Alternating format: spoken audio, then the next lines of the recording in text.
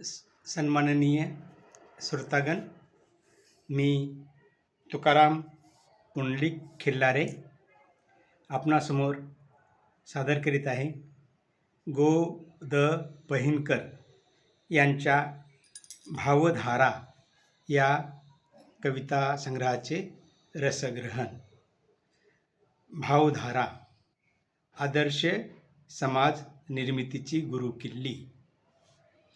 Go the पहिनकर यांच्या भावधारा कविता संग्रहाचे शीर्षक पाहून कुणालाही वाटेल की यात केवळ गाणी असतील, पण असे काही नाही. कवीच्या मनातील भाव या अर्थाने हे शीर्षक आहे.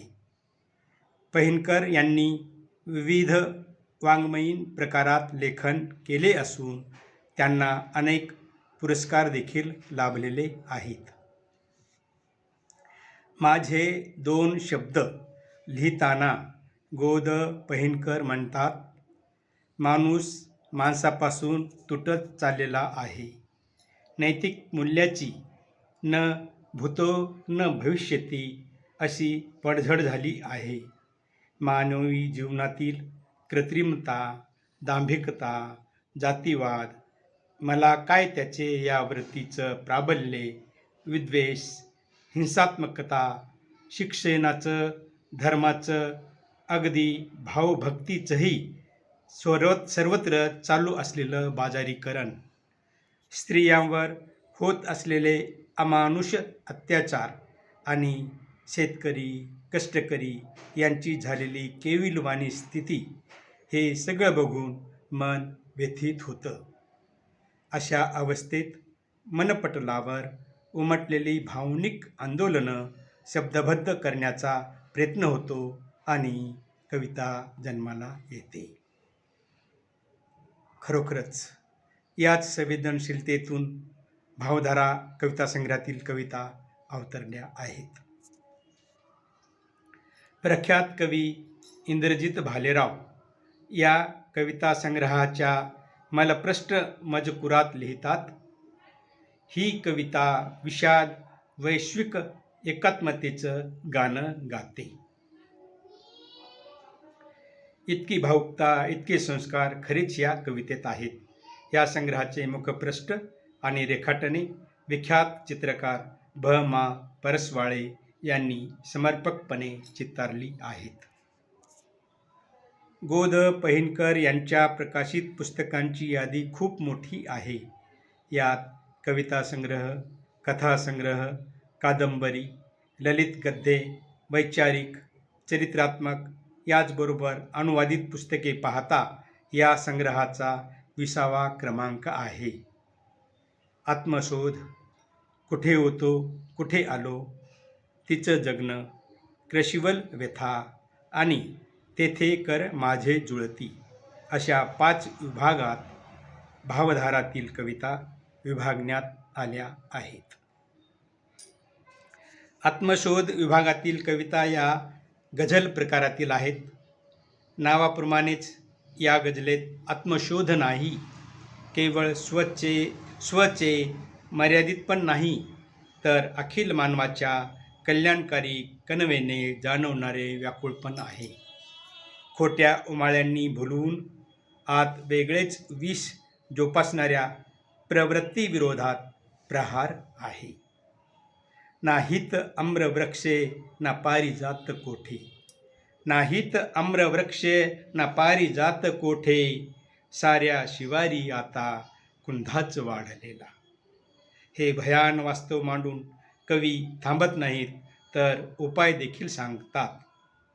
किती वादळो वा धुके दाट दाटो, नभी सूर्य आहे सदा हे कळावे. किती वादळो वा धुके दाट दाटो, नभी सूर्य आहे सदा हे कळावे.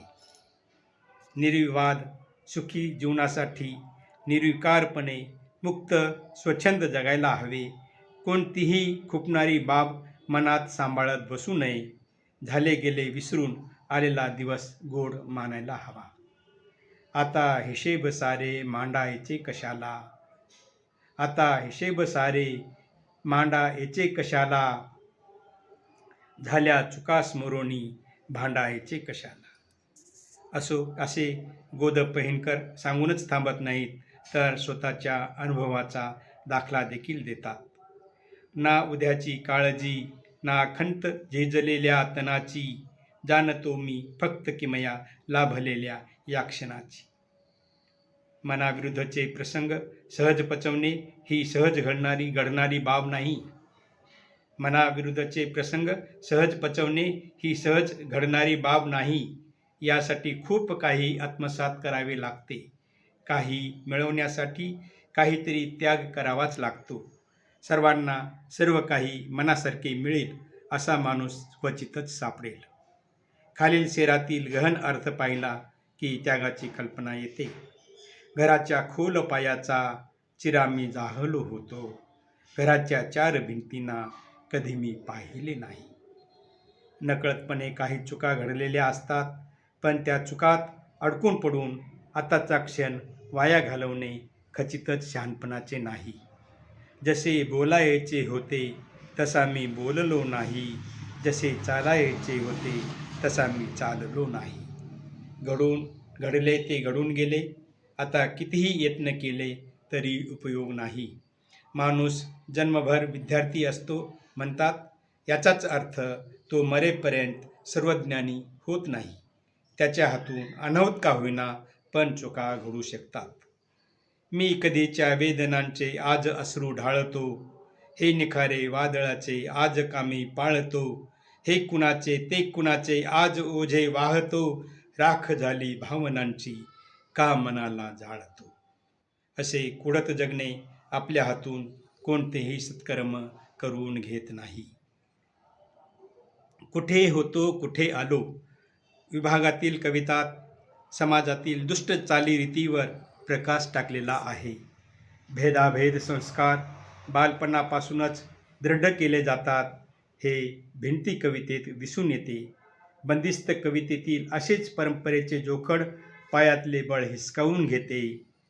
तुकोबा भेटतात तेव्हा या कवितेत कवी तुकोबाला विचारतात, तुम्ही तर वैकुंठवासी झाला होतात.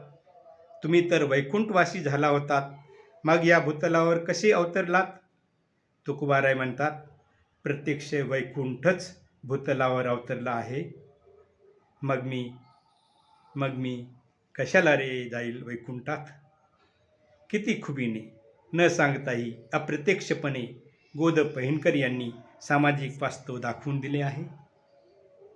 शिक्षणाची सत्ता केंद्र कवितेतील दर्शविलेली शैक्षणिक क्षेत्रात माजलेली अराजकता पाहून मन मिषण्ण होते. धास्ती आणि भ्रष्टासूर या कविता भ्रष्टाचाराचे व्यापक रूप दाखवतात. सबको सन्मती दे भगवान, लोक इथले, धृतराष्ट्र आणि अग्निपंखाचे गाणे या कवितातून सांप्रतच्या भीषण व्यवहाराचे दर्शन घडवून कवी प्रश्न विचारतात, मित्र हो, उद्याच्या संपन्न समर्थ भारताचे एकही गाणे का सुचत नाही तुम्हाला.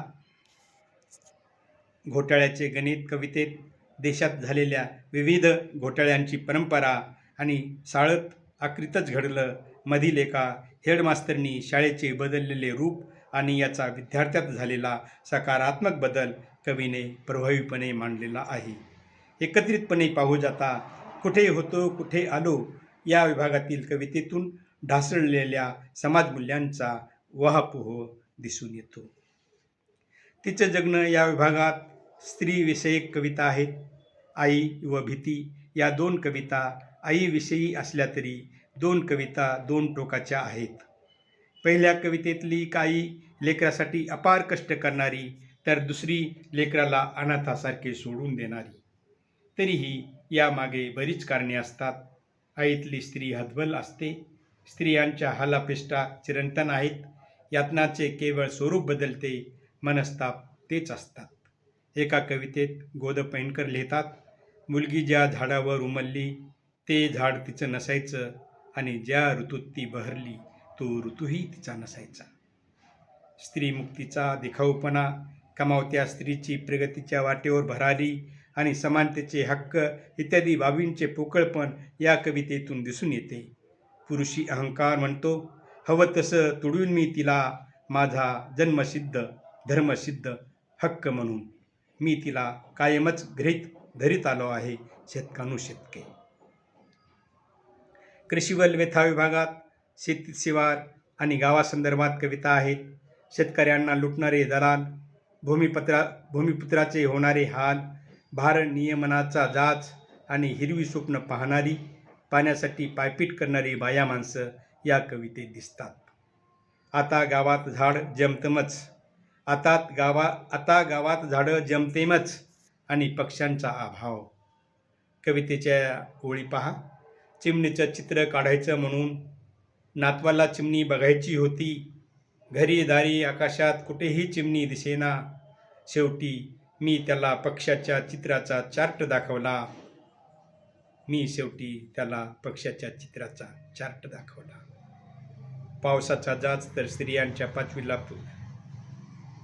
पावसाचा जाच तर शेतकऱ्यांच्या पाचवीला पुजलेला.